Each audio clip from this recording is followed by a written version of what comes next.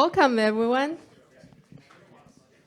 My name is Jasmine. I am a software engineer and a community organizer in New York. In our community, there are lots of folks who are new parents and lots of folks who aspire to be parents. Something that I have found myself thinking a lot about is, if I were to raise kids, how would I support them to learn about the world? A while ago, I saw on Facebook that June and Kelsey have started their own microschool in Oakland called Oakland Learn. I thought this was such a fantastic idea. The school has been running for almost 2 years now, and today, Kelsey and June are here to tell us about the microschool. Welcome. Thanks. Yeah, thanks for having us. To start, would you like to tell us about yourselves? Hi, I am June. I am the full-time instructor at the school. I basically ended up there by doing a lot of nannying work and really caring about education, doing a lot of stepping stone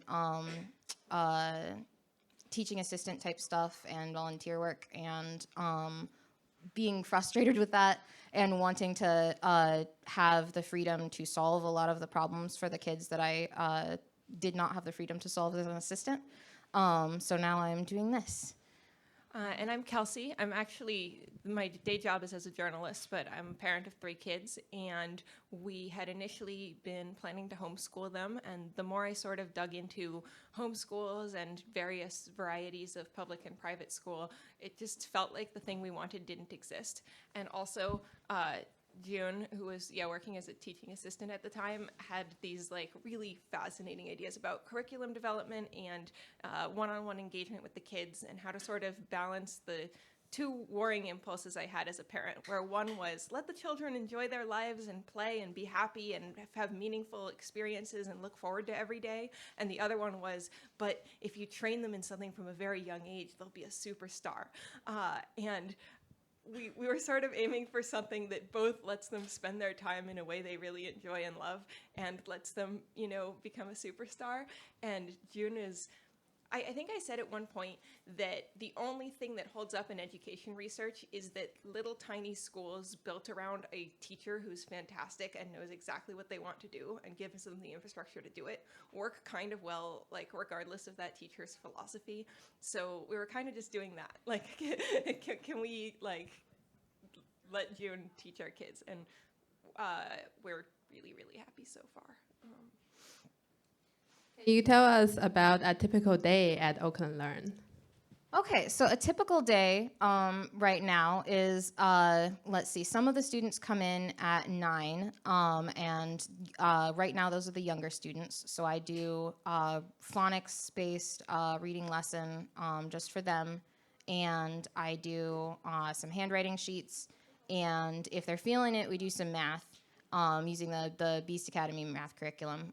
We're going through the little kids I have on the first grade going through about 3rd speed. And then they get an hour of focused attention on them, and then they're mostly good for the rest of the day. These are 2 4-year-olds. So then the bigger kids come, and we have the whole day scheduled in terms of we've got a scheduled whiteboard on the wall that says what we're planning to do, and we do not necessarily use that as gospel, right? We've got a plan, and then everything, we've got classes that happen at times, and the rule of the school is that you never have to participate in any class that you don't want to participate in that specific class. This doesn't mean that you don't have to participate. If you're I don't want to learn math, I'm just going to be okay, cool, you don't have to learn any math. But you don't have to participate in any specific assignment you don't want to. You can go play. So usually the kids are in and out of the classroom, participating in the stuff that they want to, and going and playing when they either have too much energy to sit still or the lesson is not interesting to them. We do handwriting bursts 3 times a day. We do them in the morning and then at noon and then in the afternoon again. We have a math class, again, using the Beast Academy math curriculum, which I think is fantastic. And then we'll usually have a couple, a special class about whatever special topic we are studying right now. which is usually decided based on student input and what the students have told me they want to learn about. Right now, that's learning how to learn, techniques to make you more effective at learning and allow you to find out information you want. Then we have lunch, and we have a short recess. That's like, well, I say short, but it's like half an hour, which is like a regular recess length. And then in the afternoon, we usually have a rotating cast of parents coming in, and these are people who can't, they would like to, many of them would like to homeschool their own kids, but they like have day jobs, right? So they come in and do a class about something that they are particularly interested in. We've got cooking, we've got art, we've had in the past music, Ozzy does economics and science. So things like that. They will come in once or twice a week, and that parent will will run a class for the students. And they almost always participate in that because it's only once a week, and they're really excited. Then after that, we do a little bit more work towards our specific goals, and then I take them to the park, usually later in the day because it's summer. And they stay there for like 2 hours sometimes. Sometimes if they bring work, I let them stay longer if they do extra work. And then we wrap up around, the school closes at 6, but not everybody stays that long, so. We told our kids that their school day ended at 4, but they stay till 6 more often than They not. usually do, They yeah. just like it a lot. They also complain on weekends and holidays. They're like, there's no school? Why not? Can you take us to school anyway? I kind of want to draw a contrast between the thing we're doing and some like related educational philosophies that inspired us, but that we ended up disagreeing with. A lot of people I know are unschoolers. They're kind of like the kids should lead everything they're doing, and you should never be, instructing your kid or directing your kid in what you do. And obviously, the kids can skip lessons anytime they want. They can miss any lessons. Sounds a lot like that in some ways, but we're thinking of it more as if a kid is missing a lesson, that's like a diagnostic about whether that subject is connecting with them. I think you should trust kids if they're saying, I'm not going to learn this right now. Like, if you just think about yourself, forget about kids. If you're in a lecture and you're thinking, wow, I'm learning nothing, you're probably right. Sometimes the first half is bad and the second half is good. But for the most part, if you're getting nothing out of it, you're like right about that. But that's like a very different claim than, in full generality, whatever a kid chooses to do is like the thing that they will learn the most from. And so it's less like, oh, if they choose not to do math, it's because they have like the deep wisdom that math isn't right for them. It's more like that means that the math lesson we are providing, like they aren't bought in, they're frustrated or they're bored or something is not working for them. And so it's not so much like, oh, you don't like math? Okay. It's more like, oh, you don't like math. Like, what would it take to make a math lesson that... Yeah, exactly. We use it as feedback. If the kids are, like, if they walk out sometimes, again, we have, like, the whole morning scheduled, so I expect that they will walk out at some point and come back when they're ready and have gotten their wiggles out. But if a kid is, like, consistently skipping a lesson or a particular subject, then I take that as a sign that I need to figure out how to reach that child and give them new curriculum that's going to work with them, or talk to them about like why they don't want to do this work. So it is a lot of almost the opposite of like trusting that whatever happens will be fine. It's using that as feedback to make sure that we can make very targeted lessons for each child. So it seems like you have a bunch of subjects that you offer at the school, and you try to make sure that every kid eventually learns all of them, and there is less of a concept of a core subject. Is that correct? So I would say that our core subjects are math, handwriting, and reading, in that I expect the kid, well, I don't expect them, but I want the kids to do those every day. I push them to do those every day. We have those scheduled every day, and I try to have like a core activity for each of those, and then also integrate them into the other subjects. And the reason that we emphasize those, especially for small kids, over subjects like history and science, which of course we also have, is that reading, handwriting, and math are really like the key to other kinds of learning. And like once you can read, and for STEM subjects, once you can do math, there's just a lot more that you can access and understand on your own. So I try to get them to work on those subjects a little bit every day. And those are the main things that I track in terms of whether they are doing what they need to do in order to access more advanced materials as they grow older. And then we do after that, I do track what they know about history and science and economics and social studies and lots of other things. But it's more like rotating based on what the kids are interested in right now. I take a lot more feedback on like what specific areas we want to work on. And that is just like I'm trying to, at this stage, we've got the school is currently ages 4 through 7. So I'm trying to expose them to like core concepts in those areas without necessarily requiring them to stick to any particular curriculum. Speaking of curriculum, how did you choose which set of books to follow, or did you design your curriculum from scratch for certain subjects? Yeah, so it's really, I picked up the Beast Academy books because I had a friend who very highly recommended them. And when I looked at them and used them, I was like, wow, these are amazing. I'm like much more, I have a lot stronger opinions on literacy education and writing education than on math. But the Beast Academy handbooks are like fantastic. They're basically comic book guides that of like little monsters who are learning math concepts, put out by, if anybody knows about the Art of Problem Solving people, this is their elementary level curriculum. So the kids will just pull the guidebooks off the shelf and read them like comic books over and over and over, and laugh at them and giggle at them, including comics that are like technically too high of a level for them or beyond what they're studying right now. So by the time they get to those concepts, they're ready for them. And then the lessons themselves are it will teach you the core concept, and then it will give you a bunch of puzzles based on that. So they love that. So that's what we consistently use for math. For handwriting, I honestly use a bunch of different things. Just handwriting is like always the biggest struggle because I think it's just more boring than other subjects. And you have to build so much hand strength. Like it's not just a mental thing. It's very like physical in terms of like having the strength to physically hold your pencil. So we do a bunch of we do like handwriting games, and I get them, I have probably gotten like half a dozen at least different workbooks and tried them on the kids and seen which ones click with them and which ones don't. Let's see. And then for reading, I begin with the Bob books, honestly, just because those are the ones that I learned on when I was a kid. I remember my mom tried to teach me on the McGuffey Reader, which is honestly a fantastic curriculum for something made in like the 1850s. But it expects you to be 6 years old when you begin to learn to read, and I was 3.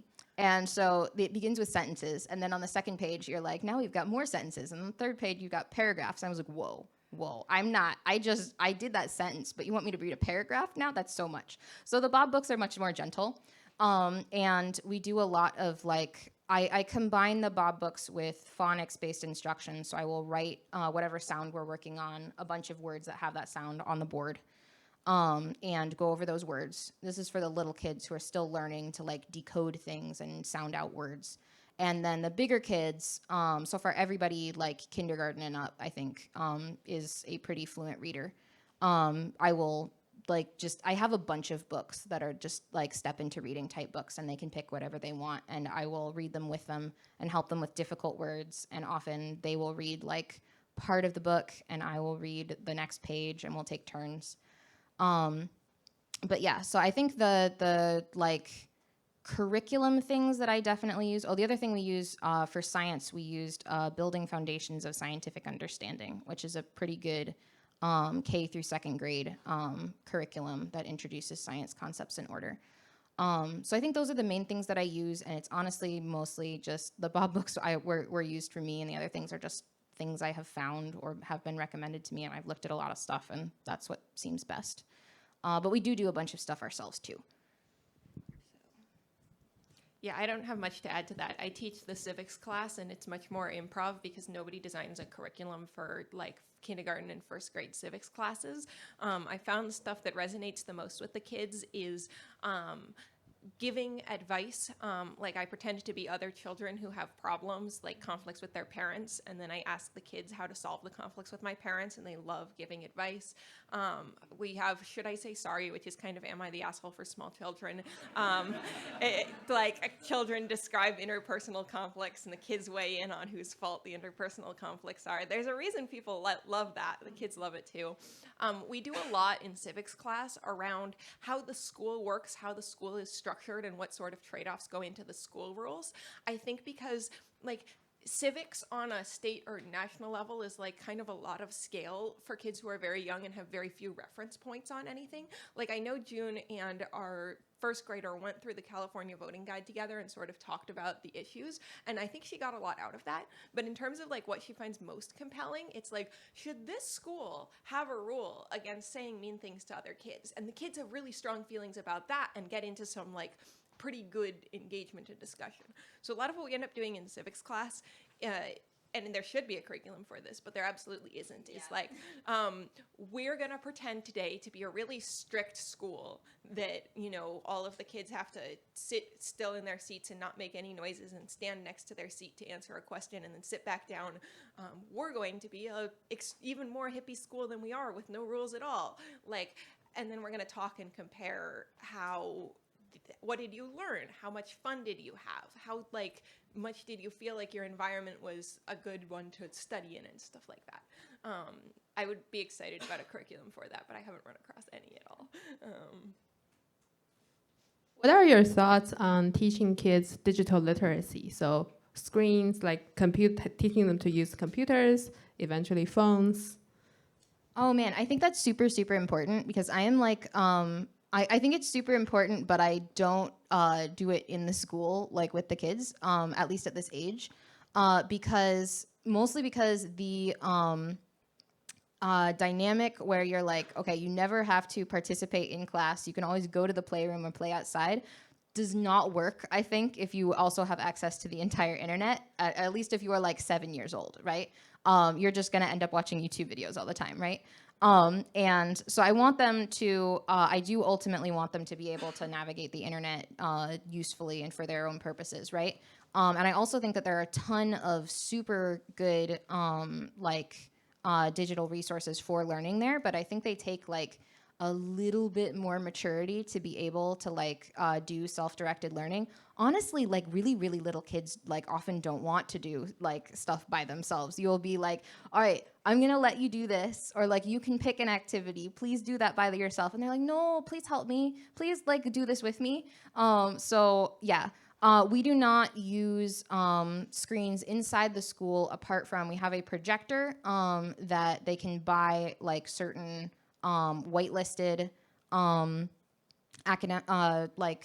educational TV, which is a popular option. They can buy that with the points that they get for their reward for doing schoolwork is I will give them points. And one of the things they can spend those points on is videos.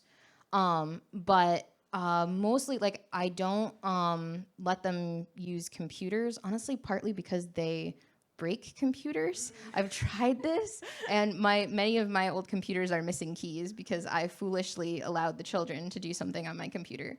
But yeah, we did have a one of our learning how to learn lessons was about where we broke learning down into various elements and skills that you needed. And one of those elements was accessing information, knowing where to look for the answers that you're looking for, or what kinds of places have information. So we did at that point talk about Wikipedia, we talked about how Google search works, and we learned that the answers that you get through Google are put there by people. They did not all know that. So so I think that introducing those concepts young is really important, but I don't necessarily think that we should expect the kids to be able to make responsible use of that until they're a little bit older, maybe late elementary school age. So that's where I am on that, I think. Agree with all of that, and I would also add that I'm kind of suspicious of every ed tech thing I've ever run across, at least for this age group, both because they really, really want the presence of an involved adult who's engaging them and helping them stay on task, and if you have that, then you're maybe it is still sometimes useful to have a computer if the computer is teaching something that you as an adult don't know. But most of the benefit they're deriving is from the one-on-one attention of a supportive adult. And if you have that, then you've sort of, like the promise of ed tech or whatever is that you don't need to have that. And in my experience, if you don't have that, the kids check out really fast and are not actually getting anything out of it. And like, no matter how many bells and whistles you add, like these are very young kids to be like deriving a significant share of what they learned from. Yeah, I think like older elementary, certainly middle school, like there's so much that you can do in terms of self-directed learning, like giving a kid a computer and letting them look at like teaching them how to find things and letting them find it. But really young kids like really thrive on constant feedback and constant like praise and guidance and stuff. They want it. They don't want to be left to themselves, at least in my experience.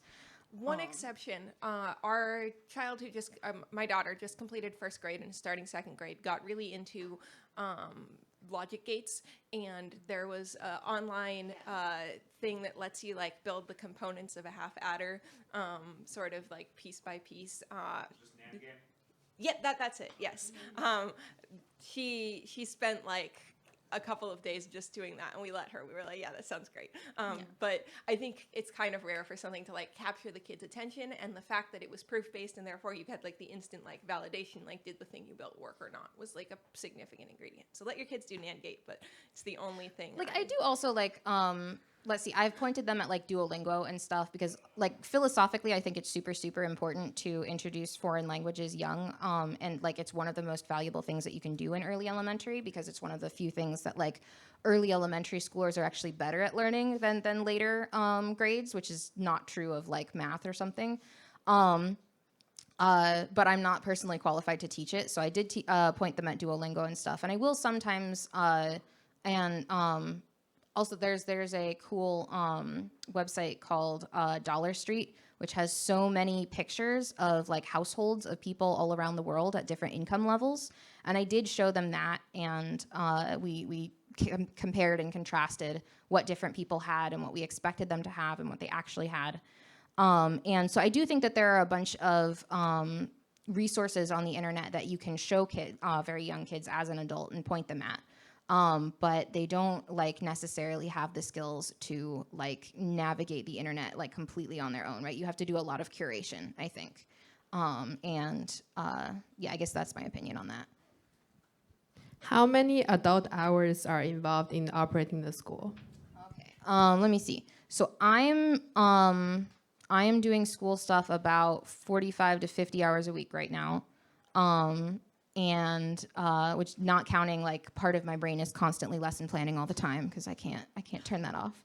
And then we've got let's see, each adult. So currently during summer we've got an assistant in the mornings, so that's another probably 20 hours I guess a week. And then the various parents come in. So we've got Ozzy probably doing like 4 or 6 a week, and you doing 2, and then Alicorn doing another 2, and Ada doing 2. So that's what, like 12 or something. So yeah, probably approximately the equivalent of like a little less than 2 full-time adults, but half of those hours are volunteer hours, partly because we're just getting started, and partly because a lot of them are parents who want to be somewhat involved but not take on the responsibilities of a whole job. Like also the parents can cancel if something comes up, and I will come up with a new lesson for the kids. So it's lower pressure that way. Suppose someone in the audience wants to start a microschool like Oak and Learn. What is the time commitment that you would recommend they prepare for? Oh man. So if you're going to be full-time, like the full-time teacher at the school, or if you're like planning to, I don't know exactly how you would do it with just a rotating team of parents. I think it's really valuable to have somebody who is working on it full-time. But yeah, you need to like think about the fact that so however long you have the kids for, that is obviously your work time. So our lowest level of like what we consider full-time for a student is 6 hours a day, but we do have a lot of families want the kid in like, we don't make a distinction between core school day and after school. But a lot of people are going to want their child later so that they can pick them up after work. And a lot of people are going to want their kid pretty early, so it can be up to like 10 hours. But all of that time, important to think about, is that all the time that you are watching kids is time that you cannot spend lesson planning, mostly, unless you are like a very good multitasker and the kids are doing recess or something. You can't count on it. So you have to also give yourself time to think about any lessons that you're going to do, and that's just kind of a lot. I think the big thing that I would say is that you should not have, unless you are like very, very good at things, better at things than I am, you should not have your core person who is in charge of education also be in charge of all of the administrative aspects of the school. We've got, Jacob does that for us. We've got a friend who, yeah, he's in back, who does all of the administrative things for the school because I would die. I'm very good at educating stuff, but handling all of the administrative stuff on top of that, just in terms of like the school budget and like figuring out, making sure that we are like in legal compliance with all of this stuff, is just like additional headaches. And so I think that you do want a core educator, or at least like a couple like very involved parents who want to do this as like a major time commitment, like at least a part-time job. And then you also want to spread it out among other parents who are part of the process, because if you're starting a school, it's just a lot for one person to handle all of the education and all of the administrative stuff. Speaking of administrative stuff, did either of you need to get a license from the state or somewhere else in order to teach at the school? Nope. So I'm very excited about this because I did train as a teacher, but I was already at that point involved in a bunch of volunteer education type stuff and getting like part-time jobs as like an assistant or like a literacy coach through the library.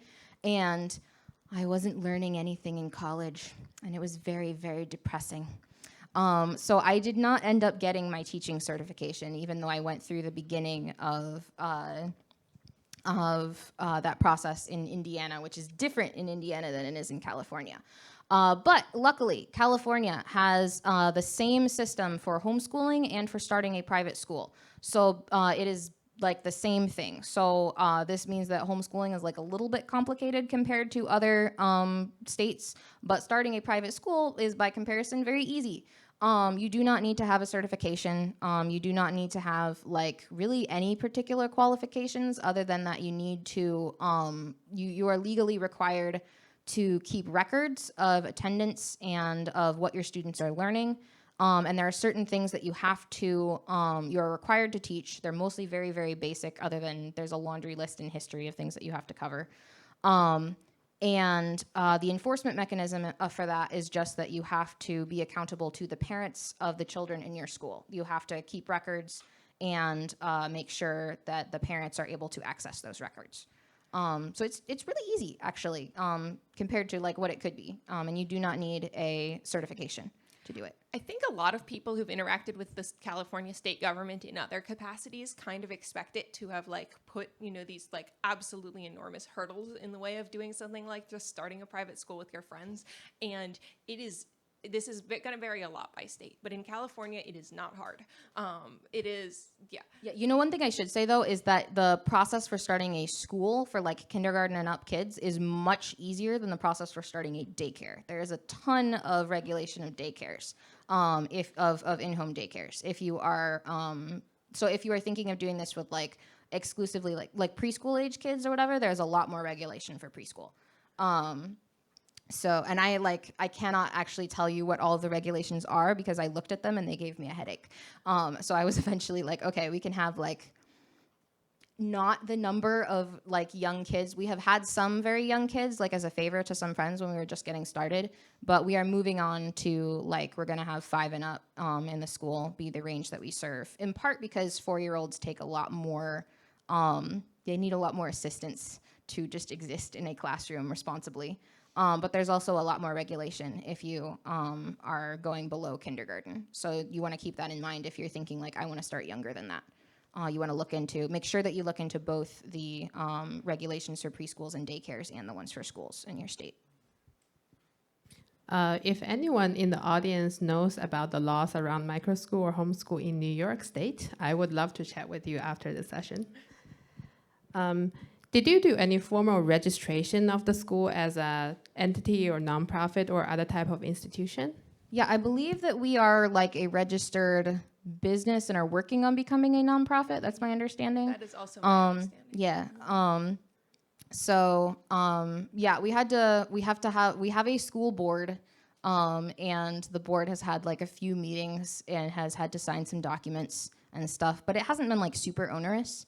I think the process of becoming a like nonprofit takes a certain amount of time, but I don't think it's like, yeah, just being a business isn't like super hard. Yeah. If you have set up a business before, it goes almost exactly like that. It is a lot if you're not familiar with navigating all of that, but there's no like extra hurdles because it's a school or anything. Can you tell us more about the space in which you operate the school?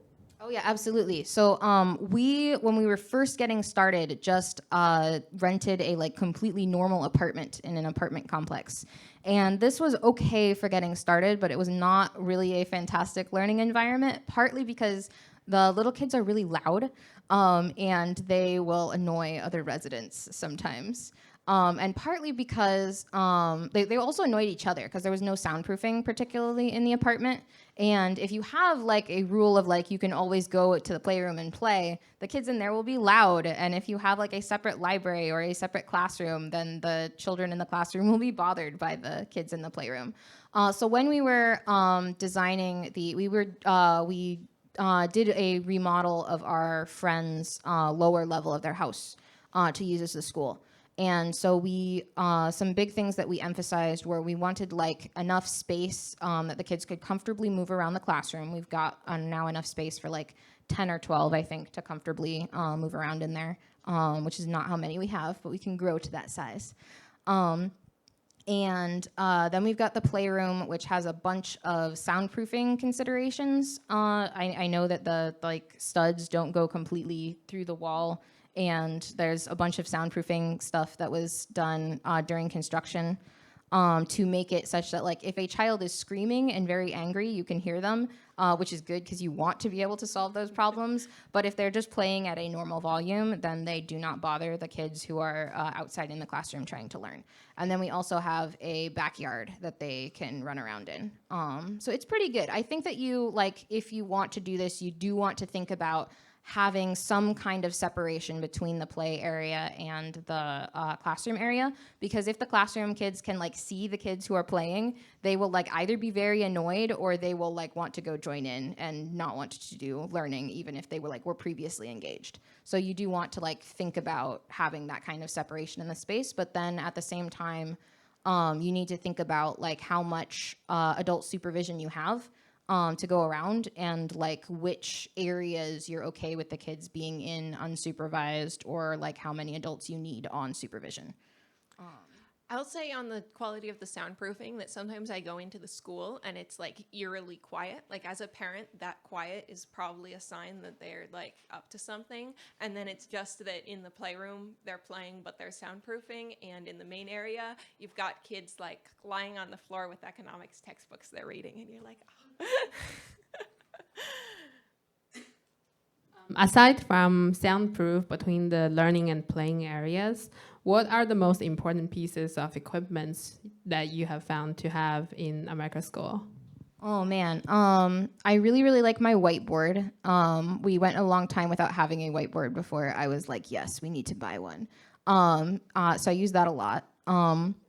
I really like the visual. We've got separate like whiteboard sticky notes that I put on the wall to do the visual schedule, which was recommended to me by a like the parenting coach that you guys were talking Yeah. to.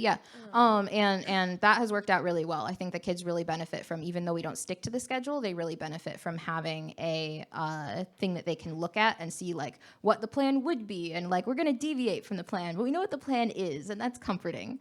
Let's see. Obviously you need like, so we have 2 tables, like normal tables with chairs around them. I did think about doing like lap desks and just letting the kids like wander around the room and have like a couch, and maybe they would like do work on the couch or whatever. And in practice, that has never, ever, ever happened. That just, originally we had couches in the learning area, and the kids would only jump on them. That was the only use that the couch saw.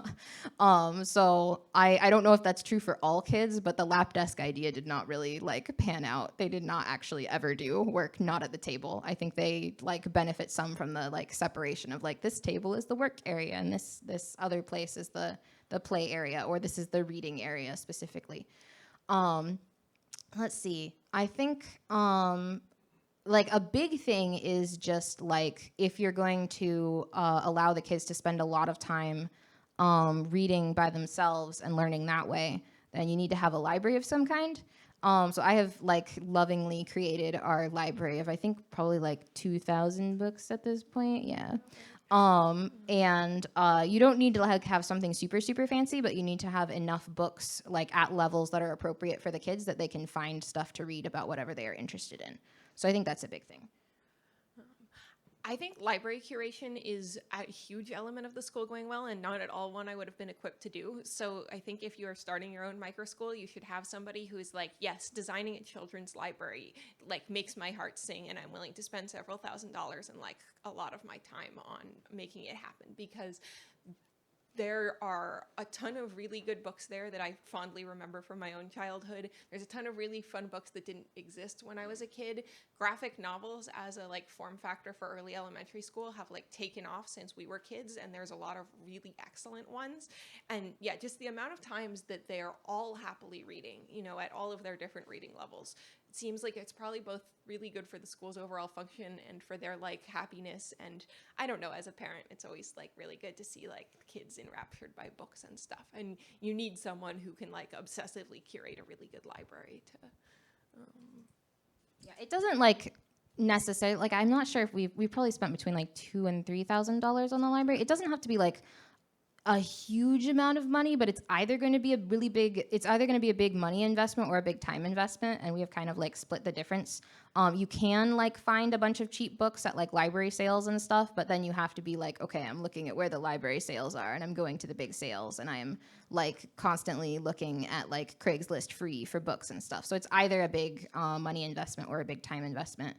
And it is a big like curation thing. You do want to think about like what specific books you want in your library, and what you want taking up whatever amount of space you have, because obviously not all books are created equal. And so I did get a bunch of just like really cheap, like 50 cents a book. I got a couple crates of books from eBay when we were first starting out, just to fill out the space. But I have been like taking some of those out, keeping the good stuff we got that way, but like replacing it slowly with like either specific books that I think cover stuff that we don't have in the library, or like I buy lots of books on eBay, or I use thrift books a lot. If I want a specific book, you can usually get most books for around like $5 if you don't care if it's a little beat up. But yeah, it's going to be either a money investment or a time investment, or both. And you do want to put like a fair amount of effort into thinking about like what books you want the kids to be able to access, because that's at least for us, that's like a really big part of what they spend their time on. Across the different modes of schooling that you have seen, like public school, private school, homeschool, is there something that people do that makes teaching reliably more effective than others? Oh, man. Man, I think it's really hard to... I mean, obviously, okay, like there's like obvious stuff, like if you are teaching a particular subject, like you need to actually like go through like the core skills of that subject. I guess I don't want to like go into a whole rant about like whole language learning here, but like I think like a big important thing is making sure that you actually teach like the core foundational skills of the thing instead of just like radiating enthusiasm, which is great. You want the kids to be enthusiastic, but they also need the skills and like really foundational understanding before they can get excited about the stuff that we know is there.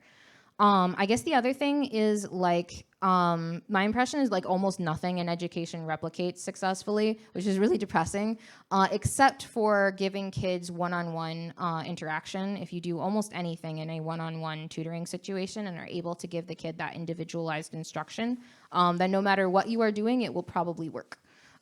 So I think like one of the things like allowing the kids to spend time in like self-directed learning, like with the book, just reading books and stuff, gives you time to rotate and give more focus to the kids who then are not doing that at any particular moment.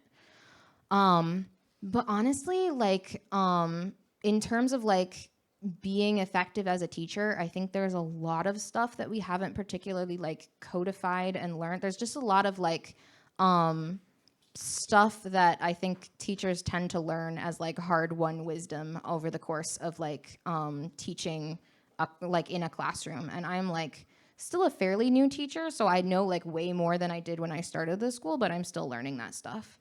And I'm not particularly convinced that there is a like place where that it's all been like written down and codified. If it has, it certainly is not in the education courses that I was taking in college, because none of it was there. The only thing that was super useful there was the shadowing existing teachers program, like the watching other teachers teach and how they have solved problems over the course of their career is the only like useful thing I have run into. So yeah, I don't actually have a great answer to that. Other than I think there's a bunch of things and I'm not sure that we know exactly how to teach them yet. When I was trying to decide how we wanted to educate our kids, I like read a lot of people reflecting on their own educations, sort of trying to figure out like what were the things that were most commonly popping up as like resentments or things that were good or whatever. For public school, it seemed like the big things that kids were like deeply upset about later were I was bored all the time, I didn't learn anything, I had like egregiously neglectful or negligent teachers. You know, I think we all have some stories like that where there was just a teacher who did not bother to teach at all. Bullying, obviously. For private schools, like some of the same. I also, like, I was interested in like the Waldorf type models of education that are very unstructured for young kids, give the kids a lot of freedom and autonomy. And I ended up really hating the fact that they teach kids to read really late. Because I have incredibly fond memories as a small child of reading everything. It was sort of my window into like a bigger world than the one I lived in. It was my best source of entertainment. It was like, it just made me really happy.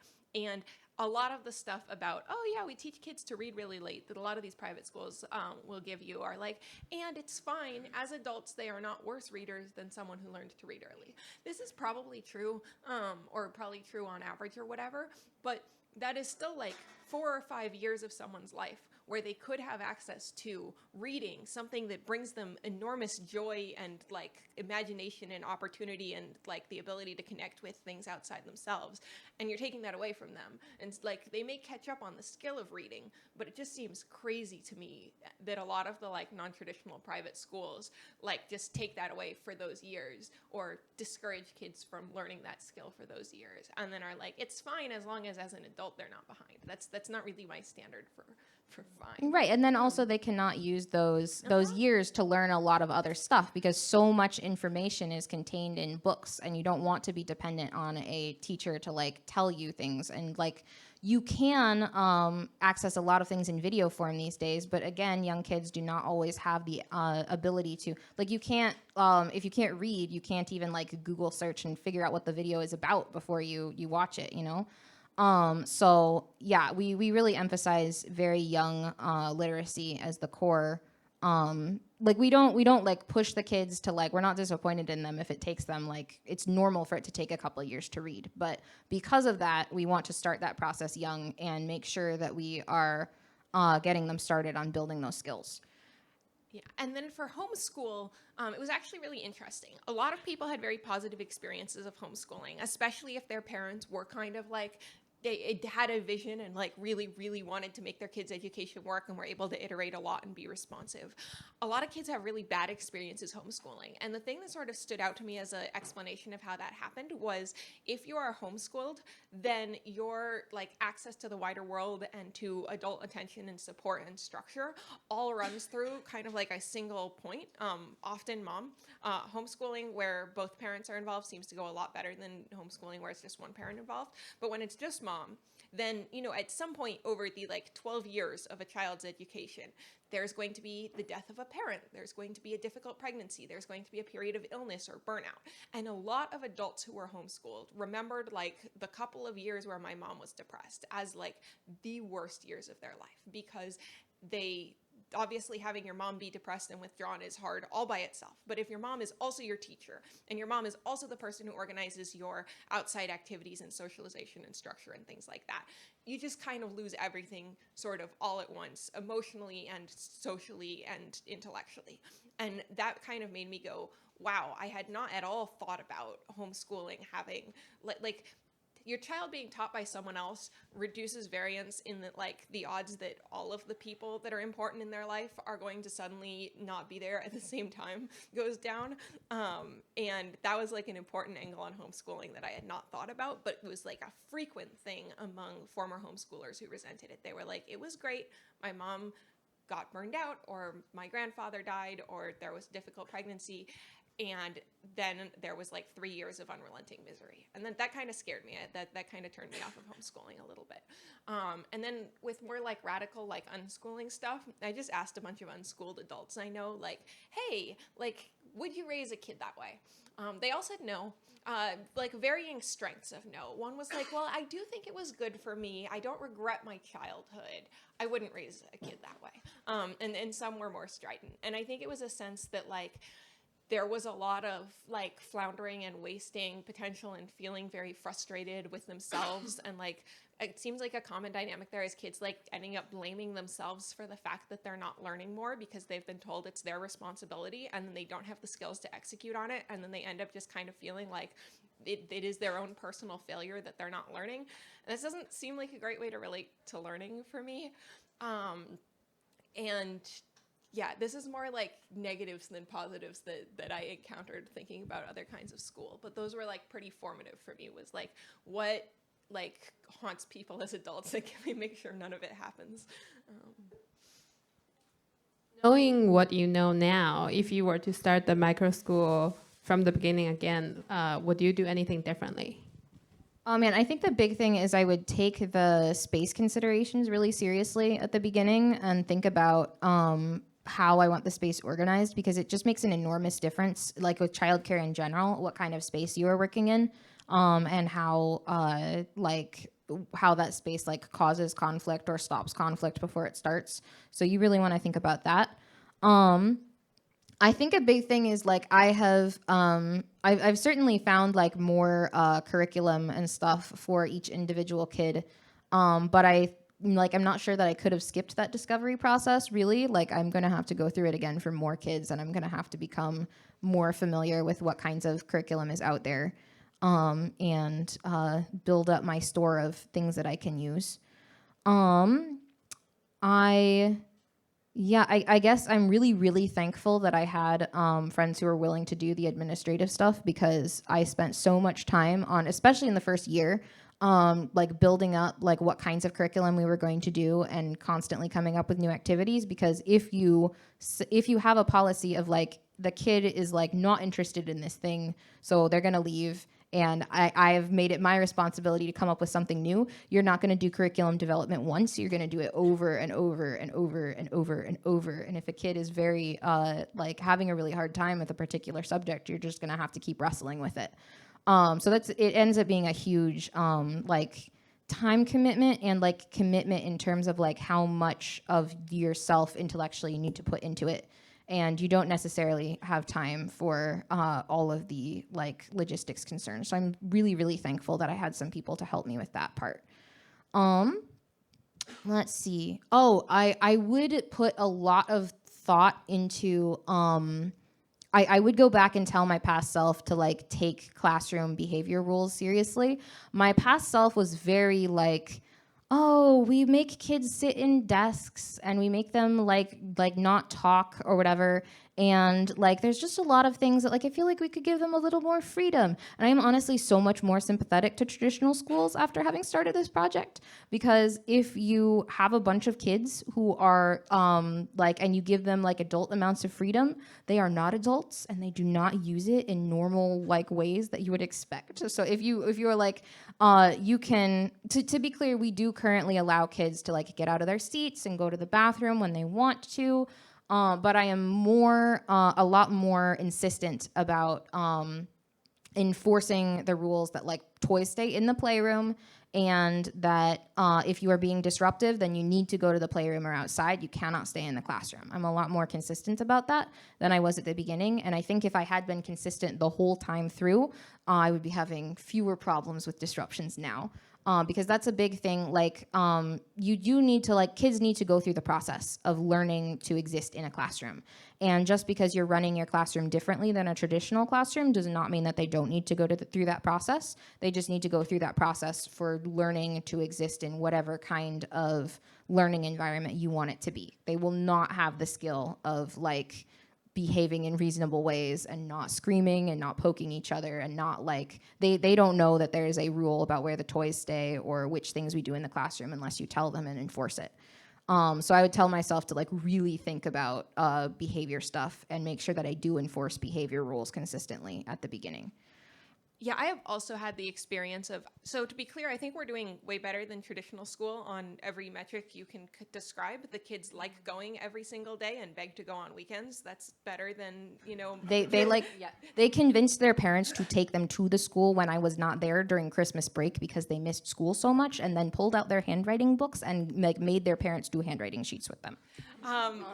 They are academically, we haven't really gotten into bragging about the specific kids, and obviously some of this is selection, not the process, but I think some of it's the process. They are way ahead academically and across a ton of dimensions. They are really independent learners. They read very deep books for fun. Our child, who's a rising second grader, her favorite books at home are the What If Randall Munroe books, and she'll just ambush you at random times and be like, so how many neutrinos, if you were close to a supernova and you were blasted by neutrinos, how many would it take for the radiation poisoning to kill you? And do you know why that's an interesting question? And I was like, because it involves explosions and you like explosions? She was like, no, that's not why. It's because neutrinos barely interact with matter. And I was like, okay, cool. So I think what we're doing is way better than traditional school. But at the same time, I have gotten a lot more sympathetic to traditional school, because I was very much of the mindset, I was like, not letting kids eat during class just seems like such an unforced error. Like, our daughter is much worse behaved when she's hungry.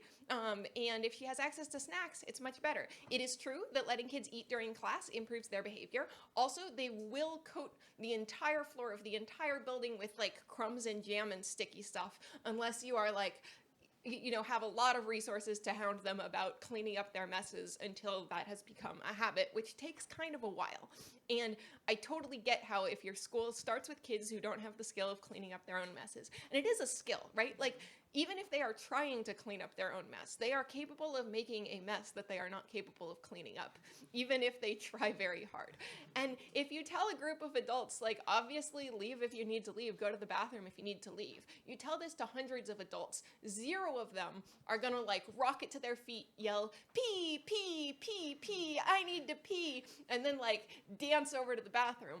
And like half of kids will do this, and therefore letting kids go to the bathroom whenever they want is like building in a fair bit more disruption until you teach them that they are able to go to the bathroom without like, you know. Yeah, I think a lot of it is like your behavior rules can be more freeform, but you need to like think about how much disruption and like case by case stuff you are willing to tolerate. And the more your rules are like, yeah, you can do stuff that's basically reasonable, the children do not know which things are basically reasonable. So you are then building in a bunch of time is going to be spent teaching them which kinds of actions are reasonable and not. And that is valuable instructional time, but you need to think about like that's what you're going to be spending a lot of instructional time on. and decide how much you want to like preempt that by making stricter rules. And ultimately, consistency is incredibly important to kids, and most kids would prefer consistent rules that are kind of like bar some perfectly reasonable stuff to rules that they experience as deeply inconsistent because they're referencing a set of intuitions they don't have. So often it's worth being stricter just because you are trying to create a rule such that the kid will reliably predict your enforcement of it, even while they have bonkers beliefs about everything to do with what is reasonable human behavior. I broke up a fight the other day between the kids. My daughter, the one who's going into 2nd grade, was holding the shed in the backyard shut while another child banged on it. I was horrified. I was furious. I pulled her off of it. And she was like, no, I'm doing nothing wrong. And I was like, take a time out and then explain why you're doing nothing wrong. She was like, well, you see, a different child is planning an Easter egg hunt for the child in the shed. And the child in the shed did not want to spoil the Easter egg hunt by popping out of the shed and looking, but she knew she was going to spoil the Easter egg hunt by popping out of the shed and looking. So she asked me to keep her in the shed. And so we had to sit down with the children and be like, keeping kids locked in sheds is not safe. And so even if they have consented to this, you still can't do it. To be clear, we do still err pretty far on the side. I make them keep the toys in the playroom because that is a huge mess if they ever come into the classroom, even if nobody's doing anything. But we do err pretty far on the side of like we let the kids eat snacks, we let the kids go to the bathroom when they want to. But I've learned more about like how like what I'm signing up for by having those rules and not making not requiring everybody to do the same thing. So you do need to be prepared for they will not use their newfound freedom responsibly. You need to teach them to use that newfound freedom responsibly because they don't have the skills yet.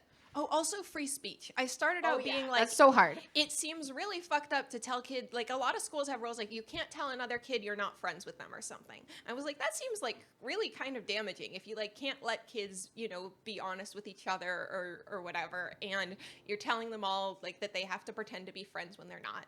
We're not going to do that. It turns out that kids who are close friends with each other will absolutely torch those friendships in like 20 seconds of anger by saying like the meanest thing they can possibly think of because they're currently mad. And then later they'll be like really, really sad that this damaged their friendship and go like, what?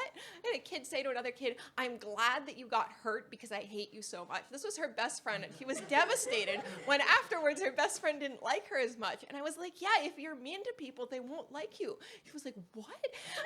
So at least some rules like you cannot say this mean thing to other kids are meant to solve the problem that kids do not say it like communicatively to like truthfully convey like, yeah, I don't want to play with you because I don't really like playing with you. They say it because they like they're doing it expressively. It's in the same spirit that at home they will be like, I hate you so much, I wish you weren't one of my parents. But when they do it to each other, they like really hurt devastating. It's we have a rule against death threats. You're not allowed to make death threats. You're not allowed to make a rule against you're not allowed to make other kinds of threats. You're not allowed to physically threaten people.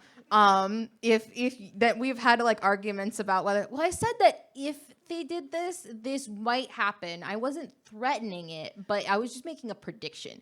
So we have those kinds of kids. So you are like I think that it's okay to like have laxer standards and let the kids do things that are not ideal with each other socially, as long as you are allowing kids, making sure that kids can get away from each other and making sure that all of the kids feel safe in the environment. But that is a big job if you want to try to give the kids any level of social freedom.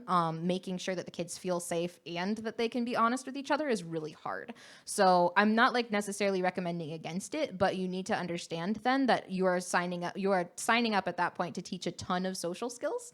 And the social skills are really important, but they're going to take a lot of time.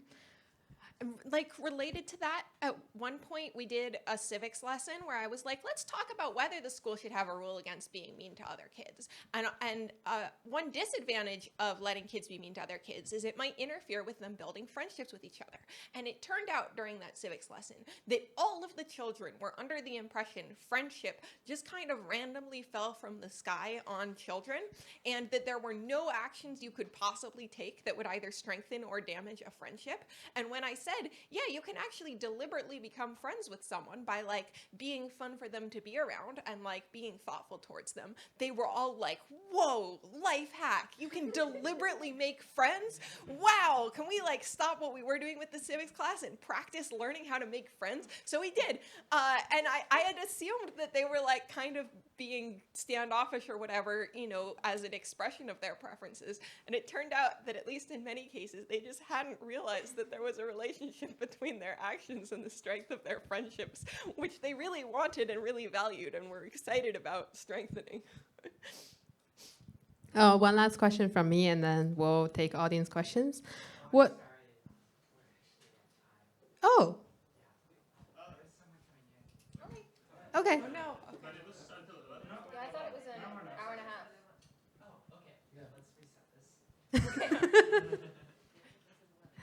Yeah, I Um, think we were 11. What does the school need the most right now? Is there anything folks in the audience can help with?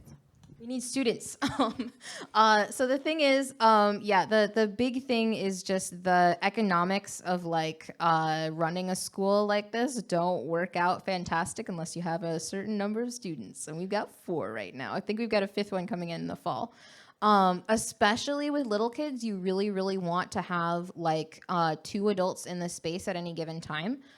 Because one of those kids is not always, but like almost always having some kind of problem. And if you are solving that child's problem, you can't be teaching the rest of the students. So the big thing that we want is just enough students that we can hire an assistant, because doing like 2 adults with like 12 kids is honestly much easier. Like I know this from experience, is honestly much easier than 1 adult with 4 kids, because you have no ability to do that swapping around, right? So yeah, the big thing that we need is just we have a lot of like resources and ability to teach kids and stuff, but we don't have enough students to And some people have been surprised by this. They've been like, wow, you have these crazy results, you have these happy kids, you have this cool custom built venue. How are you having any trouble at all getting kids? And I think the challenge is, if we haven't, you know, lectured you for like an hour about our philosophy of education, it's a little hard to differentiate from all of the many, many private schools in Oakland, most of which are, you know, bigger and more established and have more amenities of the kind that we'd like to offer, but, you know, haven't, because it's kind of a micro school. And then also, you're just targeting a very small area geographically. We have had so many people say, I would love to send my children to you, and we live like, it would be an hour's drive, it would be, you know, a 6-hour drive, it would be a flight. So if you know anybody who lives in the Oakland, Berkeley area who is potentially interested in sending their kids, we are super excited to have them.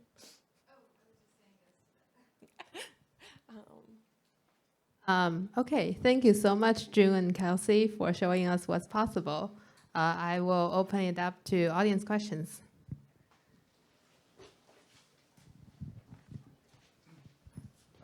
Can you provide any insight on how you mechanistically enforce the rules that you set up in the classroom? Sure. Yeah, so I, like, again, we're talking about like pretty little kids, right? So the thing that I do is if it's like a minor rule, like if it's like disrupting the classroom or whatever, I will like give them a warning first. And then I will, if they don't respond to that, then I'll say, okay, you have to go, for specifically the disruption rule, I will say you have to go in the playroom or outside. And if they don't do that, I will physically pick them up, honestly, or like move them, or tell them like if you don't go, then like especially for the bigger kids, I'll say if you don't go, you're going to get a timeout. If you don't take your timeout, then like if we've had some instances with kids who will refuse to take timeouts. And then eventually I do have to call the parent and say, okay, you need to go home. If you're going to throw a fit in the classroom and not take your time out and not leave the classroom so other kids can learn, then you do need to be sent home. And but usually for most rules, I will take the child to timeout, and they will sit in timeout for 2 minutes. The rule is that if they have not been violent in resisting their timeout, or if the original offense was not violence, they are allowed to read a book in timeout. If they hit another child, or if they hit me in the process of being taken to timeout, they do not get the book. So usually I mostly use timeouts. If they don't get a timeout over the course of the day, then they get 3 points at the end of the day. And the points are you get 1 point for each like approximately age-appropriate worksheet or lesson that you participate in. And then they can use those to vote on what kinds of stuff we should get for the school, whether that's like books or games or like quality of life improvements. They recently got a wall clock for the school. But yeah, if you don't follow the rules, you don't get your points at the end, and you have to be removed from the classroom. And if you are going to like physically try to force your way into the classroom and be disruptive in the classroom and refuse to leave, then we do end up having to send you home. And for some kids that never happens, and for some kids it ended up happening like fairly frequently until they got used to the rules.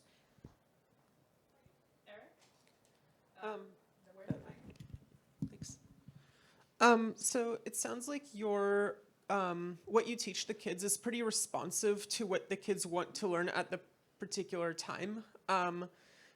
Now, it seems to me that this requires sort of figuring out pretty quickly, almost on the spot, how to teach a particular concept. Like, for instance, Kelsey mentioned that the kids didn't realize that you can take actions to strengthen friendships, and, you know, started teaching how to strengthen friendships. And I'm sort of wondering what goes into developing the skill of like figuring out how to teach something on the spot that you weren't planning to teach. So June is just a genius at this. She's not going to say it, but it's true. In a different civics lesson, the kids were describing old schools they'd gone to and the way that the rules had worked at those old schools, and then we were comparing like what was better about those rules, what do you like better about the rules here? And one kid said, at my old school, you had to sit still in your seat and listen to the teacher, and the lesson was always incredibly boring. And he felt really strongly that the part where the thing the teacher was saying was incredibly boring was an important part of the experience of his old school. So I was like, hey, June, can you teach these kids a boring lesson? And he got up there and taught them a boring lesson. And the next kid is like, at my old school, we sat still and listened to the teacher who taught us about plants. I was like, hey, June, can you teach a lesson about plants? She taught a really good lesson about plants. Then another kid wanted to know what it was like if a lesson was too hard. She taught a really good lesson that was too hard. It's like, yeah, I find a really good teacher. For my part, I have like a very small toolbox, which are like acted out in a skit of some kind, or pretend to be confused about it and get the kids to try to explain it to me. That's my only techniques, but since I only see them once a week, it goes quite far. So when they were like, whoa, you could make friends on purpose, I was like, right, okay, we're gonna pretend that, you know, this kid here is a new kid who's coming to the school for the first time, and you all want to make friends with them. So, new kid, what's your new kid name? New kid was like, my new kid name is I think their middle name is what they went with. And I said, hey, we're going to have a new kid. The new kid's name is going to be middle name. You're all going to practice making friends with a new kid. And they all wanted to be a new kid. And we spent the rest of the civics lesson just one by one practicing being a new student and practicing making friends with the new student and like talking about how the friendship attempts went over. So one trick, but like you can get kind of far with it. I think I do a lot of like, I can do a like basic impromptu lesson on a lot of topics pretty well on like fairly little warning. But if they want to like go deep into a topic, I will often tell them, okay, I will do some lesson planning about that, and I will get some books from the like public library to build like a like mini curriculum for that, and tell them that they will have to wait like a week or so until those books come in if they want to do like a whole class about it. We did have like one kid who like desperately wanted to learn to be a bus driver. And so like he wanted to like immediately learn the rules of like all the traffic rules. So I was like, okay, I can teach you some of the traffic rules off the cuff. And then the next day, like I thought about this. I was like, okay, do you want to like read the California driver's manual like online together? And he was like, yes, absolutely. So that was his reading lesson, right? This kid is 4. He's 4. He's 4.5. Yeah. The California driver's manual is a really interesting reading lesson because it's all either words he can read or words he has like never encountered in his life. So yeah. But yeah, I think you do have to do a certain amount of like, you can do some being impromptu stuff. Oh, the other thing is having a really good library full of like stuff that covers like lots of different subjects is really good, because if you don't have a lesson prepared, you can go, okay, I know that this book talks about it. I'm going to pull out this book and we're going to read what this book says. But yeah, you can do some stuff impromptu, but also sometimes if you are doing a more complicated course or stuff, you do have to be able to say to the kid, okay, we will do that, but we will do it next week if you're still interested in it, and give yourself some time to find some resources. Guy in the hat. Yeah, you. Your school sounds fantastic. I love that you're raising the bar. One question I have is, mainstream public school is very good at teaching kids to endure torture and just shovel coal. And that's a really valuable lesson. That like the most interesting jobs I've ever had, 25% of it is shoveling coal. And I think I developed that skill in my horrible mainstream public school education. Do you think your little kangaroos are getting that? Like it sounds like they're following the wisdom and joy. And like do you think I'm wrong? If I am right, how do you plan to address the coal shoveling skill? So I would say that if you are going to be serious about learning a skill, some of it is going to be boring. And little kids have some like it's difficult for them, but at some point in time they are going to be able to see that if they want to get like seriously better at something, they are going to have to do some difficult work. I think the big place that this comes up for us is handwriting. I can make handwriting like a little bit interesting, but ultimately it's like a lot of like using their little hands in ways that kind of hurt their little hands if they work like for too long. And it ends up being a lot of working at something that is not ultimately super interesting for them. But they understand that once they get it, one of the things is that we do is on Wednesdays we have a Pathfinder game that I run, and you're not allowed to participate in the Pathfinder game unless you can comfortably write down your character stuff, keep track of your hit points and stuff. So you have to be able to comfortably write to participate in that game. So they have things that they are like working towards that they understand they need to know handwriting in order to do. So they will work on it inconsistently, but they will work on it even when they're not necessarily like having fun in that moment.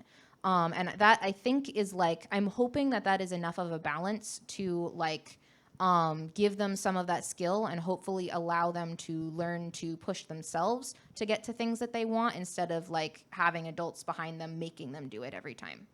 I also think the point system is kind of nice this way, because they will set these ambitions for what they're saving up their points for, and then it takes them months. The 4.5-year-old is constantly coming home saying like, I really, really want a toy vacuum for the school, but I've been saving up for months and months and I'm still only halfway there. And then when he finally gets the toy vacuum, he was ecstatic. He spent like a week talking about nothing but his toy vacuum. And it's not quite like coal shoveling necessarily, but it's very much like sometimes you have to work for a long time towards a goal, and it is worth it when you finally see it achieved and stuff like that. It's perfectly fine if you're not comfortable talking about stuff like that, but can you talk about budget projections towards the future, tuition, like viability of this business going forward?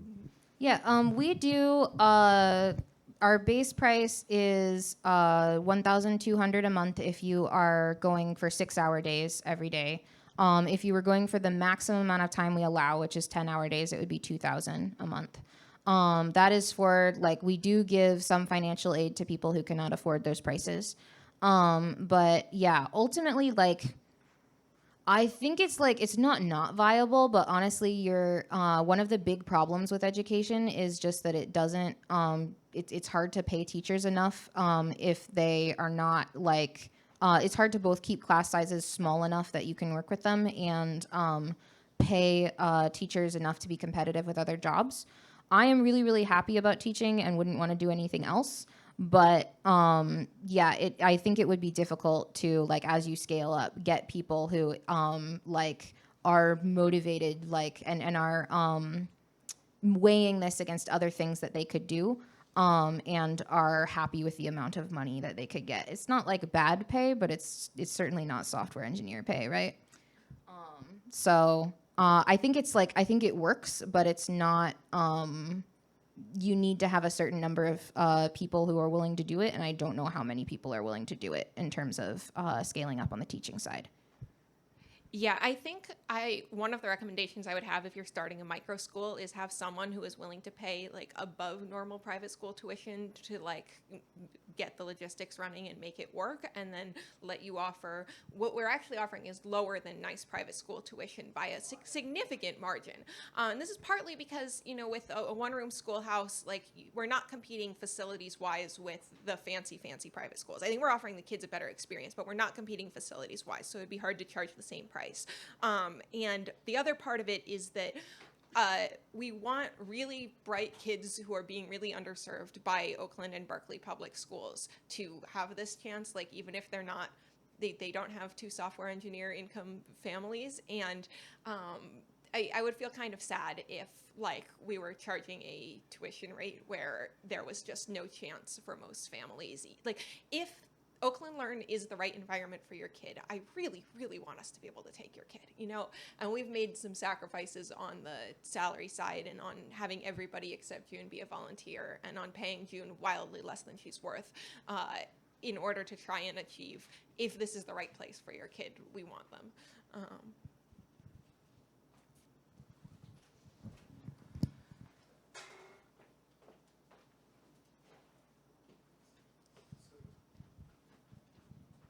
So this, the unfortunate iron law of cool educational things is that when you scale them up, they stop working so well. Yep.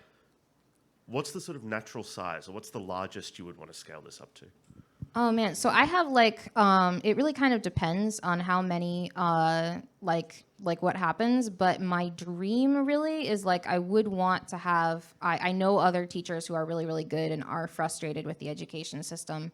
Or are not able to participate in it fully because they're not certified or something.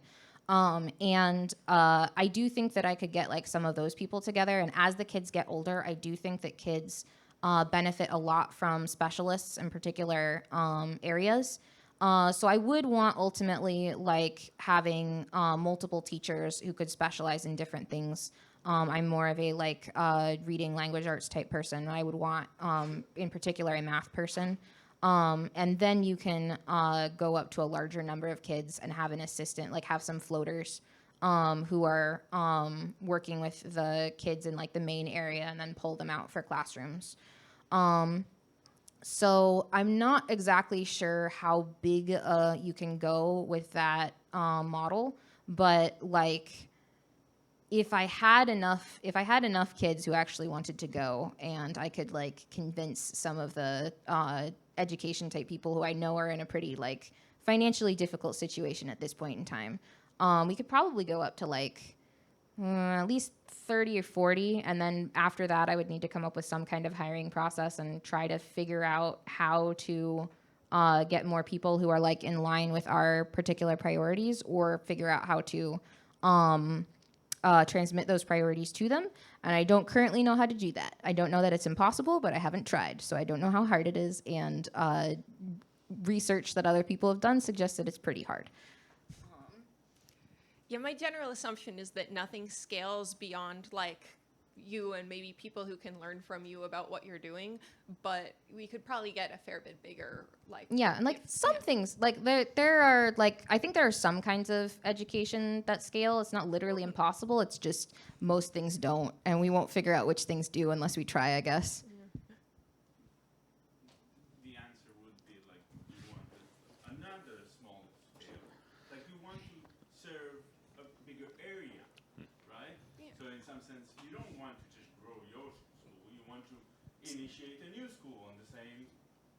I would encourage parents elsewhere to like try and find a really good teacher and try and find a group of like 5 or 6 other families and try doing this yourself. I don't know how amazing your results will be, but I think that the like pretty low budget, low sophistication version of this, kids love it. They're happy and they learn a lot. And that's like, that makes it pretty low risk to try. Do you plan to do this for your kids through high school, or do you think this is more just a... I think that really I think that really depends on how many like specialist teachers we can get. If we can't get more than just me or like me and a math teacher, then I would probably recommend that the kids not do this through high school. Although honestly, if they have the skills to do like self-paced learning by high school, which we're trying to build now, then I think they could get a lot out of like online learning and stuff, even just like going on like, I don't know, Coursera and stuff, like learning things on their own. But Or yeah, auditing classes at UC Berkeley. yeah, I would not want to be responsible for, like, I don't think that one person should try to teach everything at the high school level, because you want kids to be, have a higher level, access to a higher level of expertise than that. Also, like, to be clear about the levels here, our child who's a rising second grader is probably going to be ready for algebra, which is often a high school subject, in like fifth grade, fourth or fifth grade, and therefore for calculus in like seventh or eighth grade. So you really need people who can teach like college level math by the time these kids are in high school, if you're going to be challenging them at all. We can take 2 more questions maybe. You.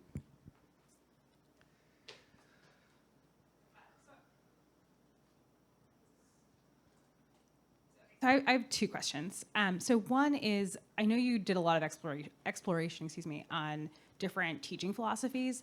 I'm actually kind of curious to learn what your reservations or challenges are with Montessori, because I think that one has a lot of nice characteristics. It might be the same reading problem. And then I have a second question. You can ignore it for a time, but I'm curious about how you 2 met, because I feel like that is probably a blocker for a lot of people. So I think that would be interesting for folks to know. So what I know, I'm not an expert on Montessori education, but what I know of them does look really positive in a lot of ways. I do like have some reservations about not emphasizing like early reading and stuff, because I think that is such a like gate and key to like so many different things, especially if you're going to allow kids to give them the freedom to learn stuff. They have to have the tools that they need to learn that. Most of the people I know who did Montessori education when they were young did enjoy it and did get a lot out of it. I don't know very many people who did it like up through like a high when they were no longer early elementary. But it seems honestly like a great option for early elementary. As far as how we met, I was in Indiana doing teaching, like trying to get my English teaching certification, and was really, really depressed. And we were in the same online writing group, and I was constantly complaining about my life and about I had a really, really good scholarship, but I didn't have quite enough time on the scholarship to finish up my degree. And so Kelsey was like, you should come to California and sleep on my couch and get like a minimum wage job in California, because the minimum wage is like double here what it is in Indiana. And we won't charge you rent, and you'll make enough money to finish your college degree. And also you can take a break from your life, and it'll be great. And I came, and I immediately got, instead of a minimum wage job, a job as a technical writer for a tech company. And I was like, wow, that's more than I'm probably gonna make as a teacher. I'll just stay here. So I just stayed here until I eventually, the company decided that they did not need writers anymore, and I got sort of laid off. And then I did a bunch of nannying because I didn't want to leave at this point because all my friends were here. And then as those kids got older, people were like, wow, we want like an education option for these kids. I was like, me, pick me, I'll do it. So that's pretty much how we met. And I know that's very like idiosyncratic and stuff, but that's what happened. Yeah, I also have if I were gonna send my kids to a external option, I think Montessori is the way I'd go, but reading was something I felt really, really strongly about. And more generally, I hate the term gifted education, but kids being able to go as far as they can go is something that I think a lot of these schools that emphasize unstructured learning are not necessarily set up for. And if you have a 6-year-old who's wants to do really, really advanced mathematics, or was working with June through a high school physics textbook, I felt like often they, would maybe be somewhat culturally a little suspicious of that, or wouldn't take it as seriously as a child's ambition to be an artist or something.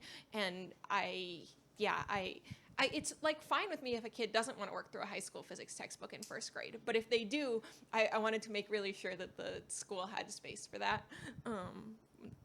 Okay, one last question. Guy in the pink shirt. So I know you talked about how you use kids. You think if kids are averse to a lesson, it's probably a sign that the lesson's poorly designed. Now, there are a bunch of subjects that not usually taught at the lowest levels, but learning them does require unavoidably a bit of grunt work, coal shoveling, as you said. Foreign languages come to mind. 90% of learning a foreign language is just reviewing vocab constantly. Have you found that there are certain subjects where you sort of the only way to get kids to learn them is to make them just buckle down and do grunt work? And if so, is there a technique to make it enjoyable, keep them motivated? The big thing is handwriting at this level. You can do games to make handwriting fun. You can do handwriting games, but in terms of at the very beginning, learning how to form your letters and building the strength to make those letters consistently, even if you're not trying to make them pretty, just making them legible and making them exist at all is, I think, that kind of skill that's really difficult and that you have to put a lot of effort into. So I talk to them about what kinds of things they're blocked on. I try to give them, do a mix of, if you do this worksheet, practicing your letters, after that we can play a handwriting game. And also I just bribe them. If they do, there's firstly the points, but also for handwriting in particular, I will give them stickers. I don't give them stickers for other subjects. I will only give them stickers it used to be for whatever their most difficult subject was. But right now for everybody, I think that's handwriting, and they're all blocked on handwriting. So I just got a bunch of Pokemon stickers from Amazon. And every time they do a handwriting lesson, I let them pick from one of 2 stickers, and they get super excited about that. So yeah, I think a certain amount of bribery can be healthy, and I think a certain amount of I don't really feel like doing this, but I understand that there are various things that I want to do that I can't do until I have the skill. I think it's okay if they have to wrestle with that, and it doesn't necessarily they don't need to be having fun every second that they are working, but whenever they are working, they're motivated to get something. Whether it is a sticker or the skill itself or the point, or they really want you to be proud of them or whatever. They are doing it because they want to get something out of it, and not because you are threatening them or saying that they need to do this. And I think that is the important thing. I don't think it's important that they're always having fun. I think it's important that they don't feel that their time is being wasted. And they will proudly say I am such a hard worker. I got through 8 handwriting worksheets today because I'm so hardworking. I got so many points. So I think they can totally develop the internal motivation that's not so much this is fun as I am tough and can do hard things. And you want that, but you want it for things that are genuinely meaningful and not pointless. Because I think developing that attitude towards anything that someone tells you to do is not great. You want it to be towards things where you see the point and you see the meaning, and you're trying to get good at it for your own reasons. We are at time. Thank you so much, June and Kelsey. If anyone has any further questions, oaklandlearn.org and has a contact page where you can reach June and Kelsey.